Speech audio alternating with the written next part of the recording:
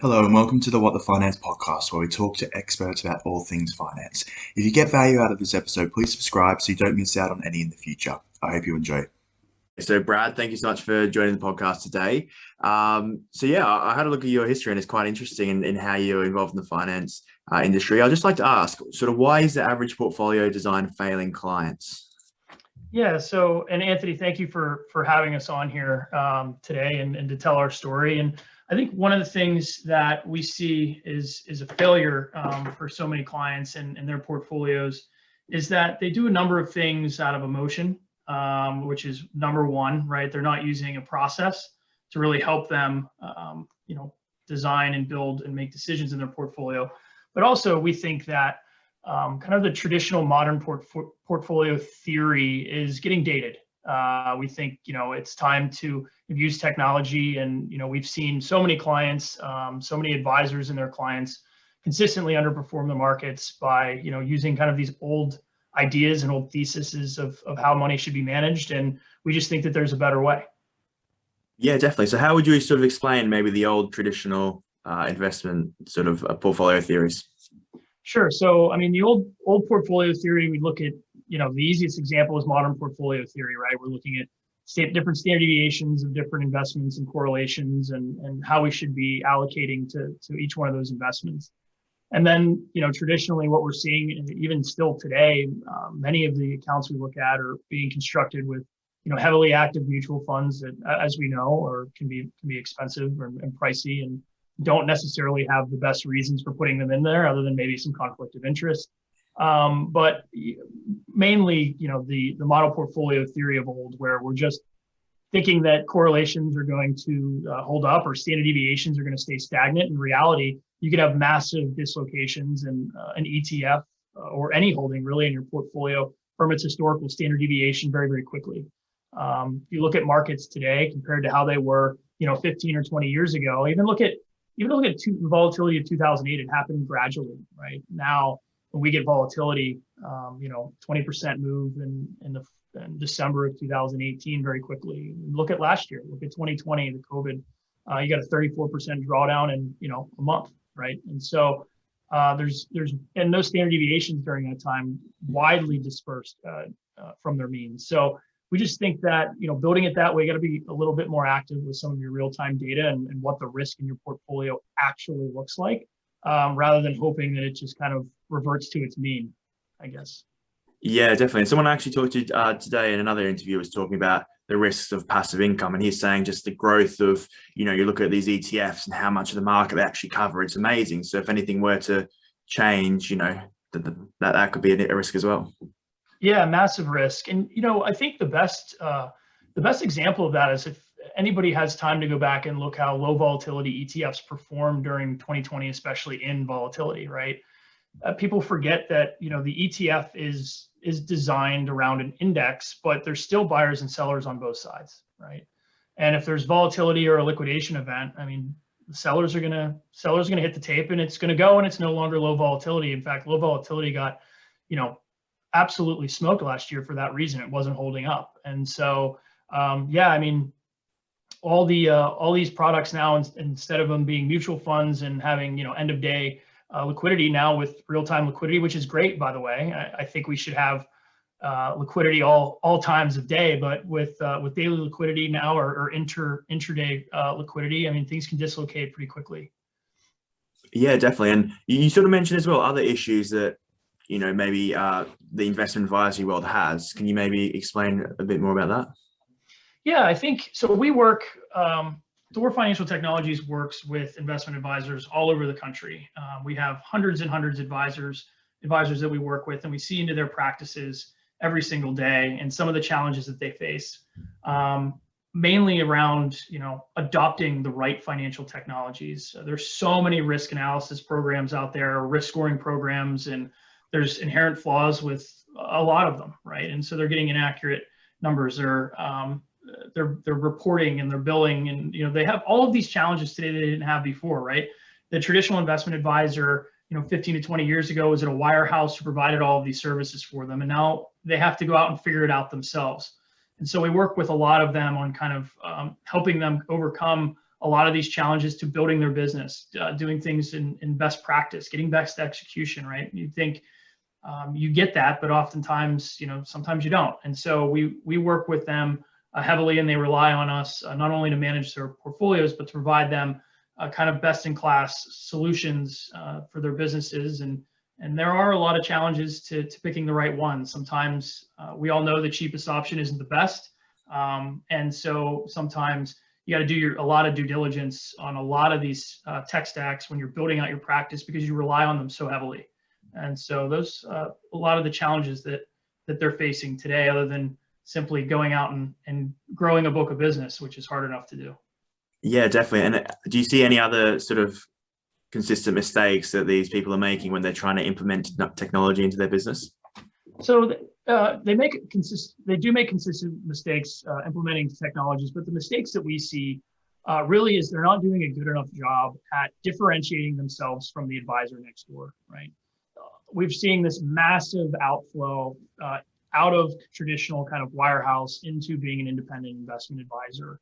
And they're going to, and we're not bad mouthing any providers, but they're all looking at, building Vanguard model portfolio or a BlackRock or a State Street or a DFA, right? And they're not doing anything to differentiate themselves. And so by utilizing a company like Thor, they can really go in and differentiate their practice, because we use, science and technology to make investment decisions unemotionally, and they can tell that story, and it really brings them, like, the example I always like to give is most advisors right now look at just the technology developments that have happened in, GPS in your car, right? 20 years ago, you were going to mapquest.com and you were printing out your directions turn by turn. It got you to where you were going. It was great. And then you got GPS in your car, and it was giving you turn by turn direction in real time. If you made a wrong turn, it would tell you to make a U-turn, right? It was a better iteration of that. And now we have Waze and we have Google Maps. And not only does it tell us the best way to get there, but it'll tell us if there's traffic along the way or construction, or maybe we should go a different way because it's going to be more efficient, right? And so I think a lot of the mistakes that they're making is they're utilizing MapQuest type ideas in order to manage their client portfolios, and not sucking them into 2020 and 2021, right? And really differentiating themselves and leveraging all the tools they have at their disposal to create best in class service for their clients. Yeah, it's interesting. So you'd say it's it's adapting, and also you can still use that to an extent, but you have to implement all the new technology that's in place that everyone else is using. Yeah, absolutely. I mean, we've seen so many technological advances just across the world, and I think a lot has been for the better. And why is it that we're still managing money the way that under principles that we did in the 40s, right?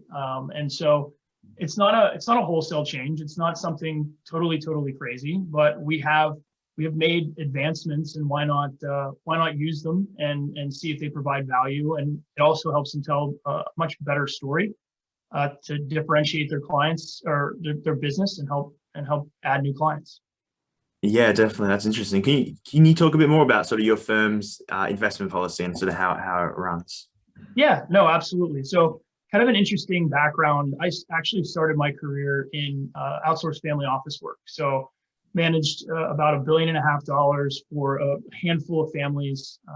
And what's really cool about working in the family office space is you get to meet a lot of really interesting people. So I got to meet PhDs in economics, statistics, physicists, engineers, electrical engineers. And we got to sit down in a room one day, and we were kind of looking at all of the investments that their families had in their family offices and that we had. And we noticed just so many self-similarities.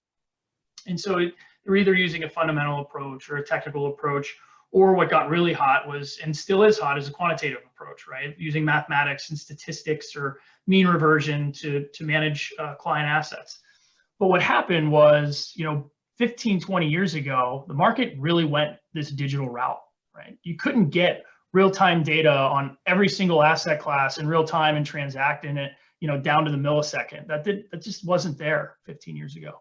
So we've done is we've actually taken an engineering approach and really a science-based approach to look at the market data as it comes in, and then really react to that data instead of trying to predict where markets are going to go.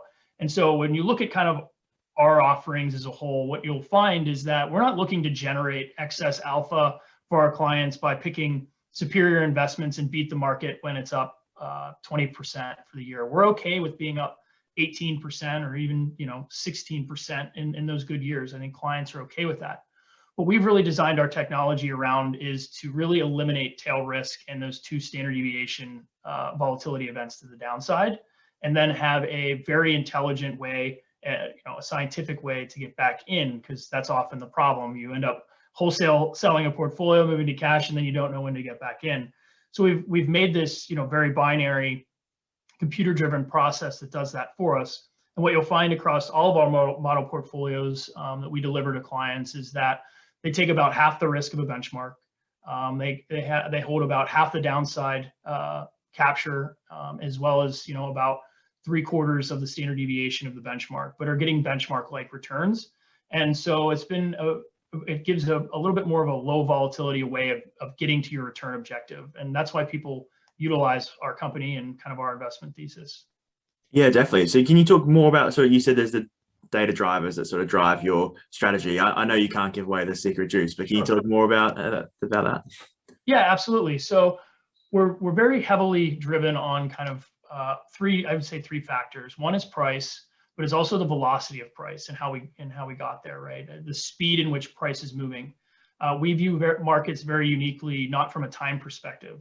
And I'll elaborate on that for a second. It's most money managers are going to pull up a chart of any equity or any ETF, and they're going to look at it through some sort of lens of time, whether it's the daily price or the weekly price or the monthly price or hourly or minute, right?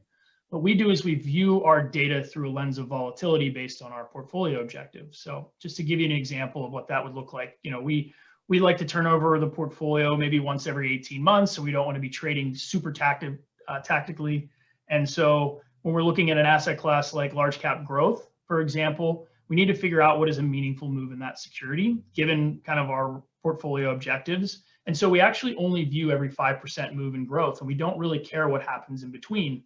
And that eliminates a lot of the noise, a lot of the whipsaws that kind of occur in traditional tactical investing. But because we're using a scientific and really an engineering-based approach, we're really focused on the waveform of the market and how, and the directions and how it's moving. If you really look at the market, all it really is, if you visualize it, is a waveform, right? It has a defined starting point. It kind of goes on forever, and we all know it goes up and down along the way. And if we can get a really clear view of that by viewing it through a lens of volatility rather than time, we can create a process that helps us kind of visualize that waveform, then react to it. And so those are kind of the key components of really differentiate our process. Is it's really, we're looking at the market as a waveform. So we're not doing really any fundamental analysis or technical analysis on it.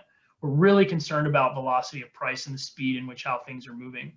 And so that helps us, if you really saw deep into what we're doing in kind of the back end, the way we're viewing the market looks completely different than kind of a traditional daily chart of large cap growth or whatever the asset class is. Yeah, it's interesting. So rather than looking at, say, the macroeconomic perspective of things, it's more about the actual velocity of the price movement and sort of other data points as well, and how that's affecting the asset. Yeah, totally. So we're of the view of, regardless of what interest rate decisions are made, or regardless of what our Federal Reserve is doing, or regardless of the jobless claim numbers, right? The market at the end of the day is, it's a zero-sum game where there are buyers and there are sellers. And if someone truly believes something, they have to make a transaction in the marketplace in order to gain their position, right? And so when that starts to occur, especially when it starts to occur with some velocity and some things behind it, you can tell, with some probabilistic outcome that there is going to be a sustained move in that area. And so we try to eliminate all that noise out of our process as we possibly can, and really see what's the underlying behavioral aspect of what people are actually doing in the market. They might be saying one thing and doing something else, and that's what you're really getting in the data, and by viewing the data in the manner in which we view it. It's interesting. So you're sort of almost playing a different game compared to what everyone else is playing. Trying to, yeah, we're trying to, right? It's funny, you have so many traders out there, or investment advisors, or looking at the same charts at the same time period, and they're all getting the same entries and the same exits, and it's a crowded trade, right? If you look at true volatility, what you see nowadays is you'll see, down 3, then it's down 7, down 7, down 7, down 4, right? And they're all in the same clustered area, and they're all kind of, I would say, panicking at the same time. And if we can view it differently, and have kind of slightly different entries and exits, we're not getting caught in that game. And so, yeah, we definitely view it through a completely different lens, which gives us, our edge. Yeah, and is this based sort of on market orders or market, obviously, the actual executions of the orders, or I'm not sure if you can say that? I mean, what we don't want to be viewing, we want to view what is meaningful. Right? Yeah. There are transactions that occur in the market that aren't meaningful that we could ignore. And there are certain transactions that have meaning to them that we need to be saying that is a data point that has validity to it. And so there is an aspect of it to that. Yeah, definitely. Are there any other sort of data points that you focus on as well?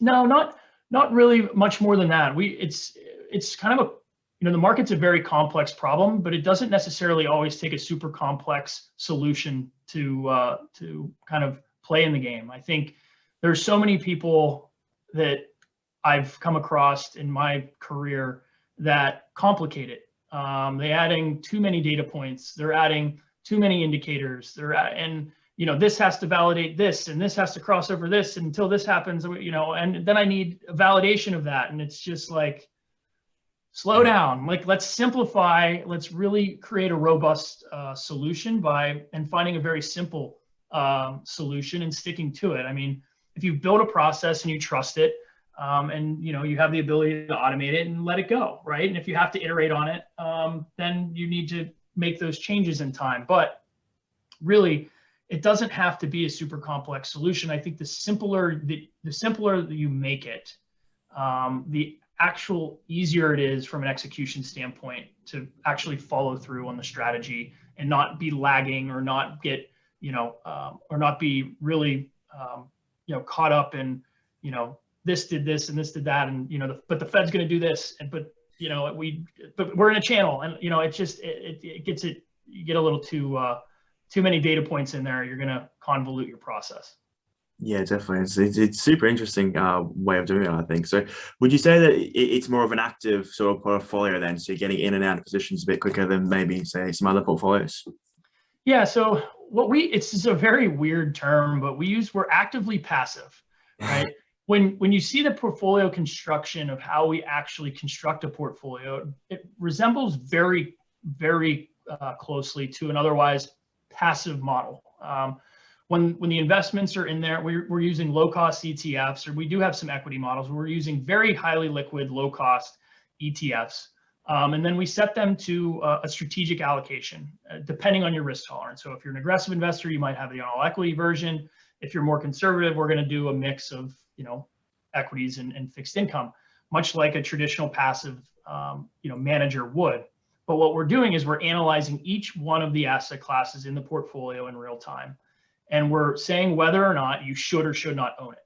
And so we are active in a sense. We're active risk managers. We want to move out of assets like in 2020, or like in the second half or the third half really of 2018, when you have some volatility, to say, look, we don't think that, given what's going on, given how we've got here, you shouldn't be holding small caps, emerging markets, large cap growth, whatever. And it's not a full sale. We don't like equities, let's move out. I mean, there's very specific circumstances where you might want to be holding growth but not value. But as far as portfolio turnover is concerned, we might be making 1 or 2 trades per asset class in our models per year. We're not doing 50, 100 trades. We're not swapping, growth for momentum, right? We're, I guess, back to the original answer. We're kind of actively passive.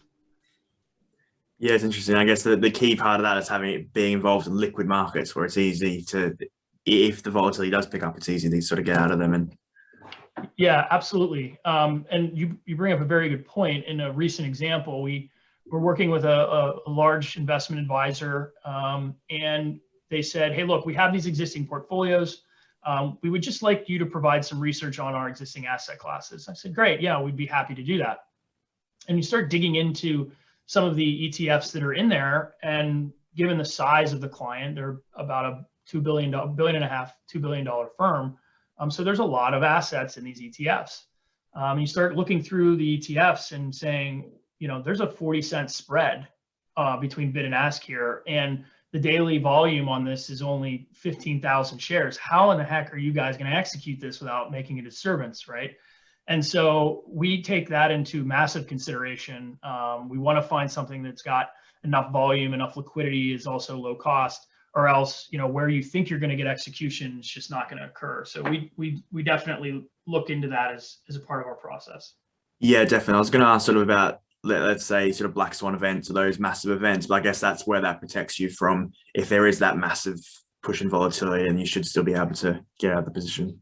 Yeah, we should be able to get out of the position. And we're also transacting at points in the day where we have a lot of liquidity. Most of our orders are occurring near open. So we're not doing stuff kind of in the middle of the afternoon. So there's a lot of liquidity on the table. We also have the ability, because of our size, to go straight to the street to get some best execution, which is very, very helpful for us as well. But during we like to view those black swan events, oddly, are very good for us. When we have volatility in the marketplace, that gives us the ability to really create spread, be able to preserve capital, and then be able to compound an investment return off of that preserved capital base, which is really where we create our value. So when you have things happen like last year, like 2018, or any real volatility, kind of 1-2 standard deviation event, that is where we come in handy, and where we're able to really provide value. When you have a market that's done what it's done this year, it's kind of grinded to the upside and really hasn't had much volatility. There's not much we can do, right? We haven't made a trade all year, so and that's okay with us. We have made some rotations in emerging markets and small caps. Those are currently risk off in our portfolio, but yeah, volatility is good for us. Yeah, so the compounding would be, say, you get out once the volatility starts, get in a bit lower, and then that way you're compounding through that. Yeah, that's right. So when volatility starts, right, we sort of see kind of a turnover in the market, and we're able to preserve capital. A vast majority of we like to move to cash. We don't think that, and that was evident last year. I brought this up earlier in the podcast, like low volatility just failed. So we want to be able to raise cash. We're not afraid of cash. We see it as an asset class. And if we can really preserve the capital base, and then as markets start to recover, get back in, and there's a 20% delta between where we got out and where we got back in, and we're compounding and the market runs, that's where we create our value. Yeah, definitely. I find that super interesting. So, and you said there that you're basically trying to reduce volatility. I think that's said on the website as well. So you obviously have that by not focusing on sort of more than 5% moves and not worrying about what's in between. How else do you do that? So what we're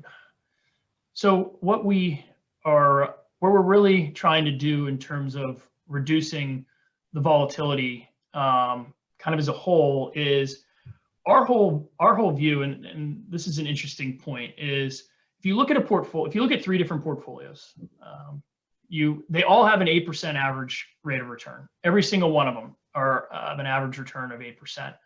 But portfolio 2 has 10% more volatility, and portfolio 3 has 20% more volatility, but they have the same average annual return.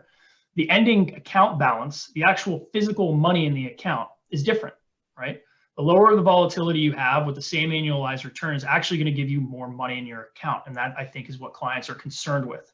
And so we really tell this story of lower volatility investing. If you look it up, it's called the low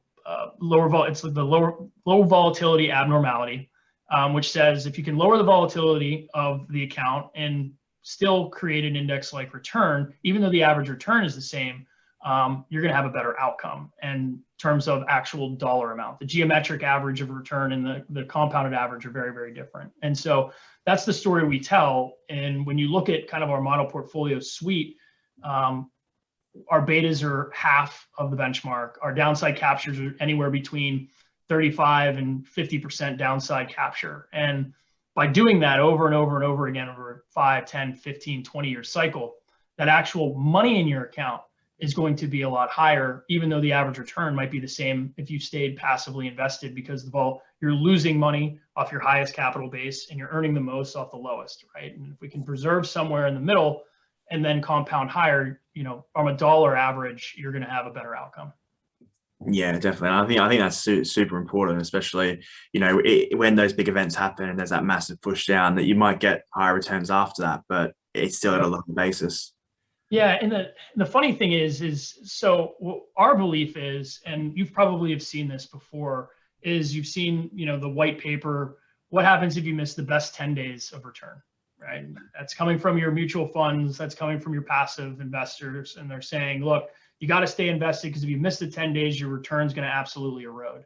Now, if you look at, the more active tactical managers, they say, but if you eliminate the 10 worst days, look how much better your return's going to be over time. Where we live is somewhere in the middle. We think it's okay if you miss the 10 best and the 10 worst, because they're highly correlated. They happen in the same cluster. The same date of those 10 worst are very close to the same 10.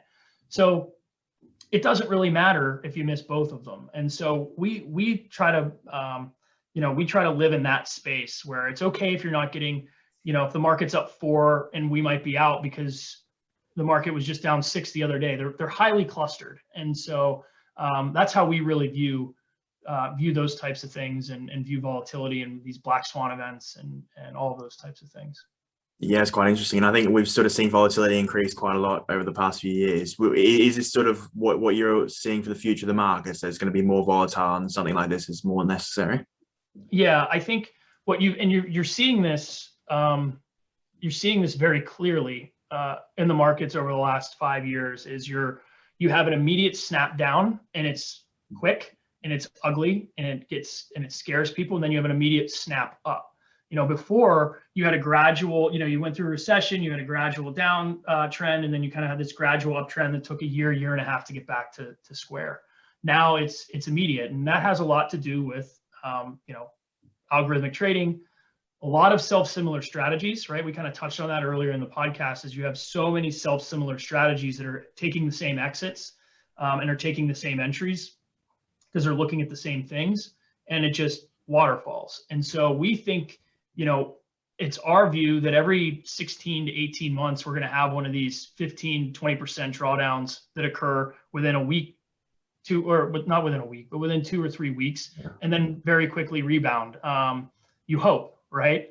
But that's what we kind of see as a status of the market, is once you start to get a little bit of a rollover, it's going to exacerbate itself. If it's, over, kind of an 8 or 9% move, it has a tendency to have some following ugly days after that. And really, it's going to happen quickly. I mean, if you look at 2020, in the real volatility, you had 2 or 3 days where we were circuit breakered and shut off before the market really even opened. And so that's going to become very normal, we think, where that never happened before. Yeah, would you say that's as well, because there's lots more retail traders in who might not have sort of the conviction, that may be another thing that's sort of influencing it? Yeah, I mean, if you look at retail trading volumes, they're through the roof. There's also way more players in the equity markets in terms of how much wealth is actually concentrated into equities in history. I mean, at least in the US, percent of household equity exposure is at an all-time high. So there is a lot more equity exposure in portfolios across the board.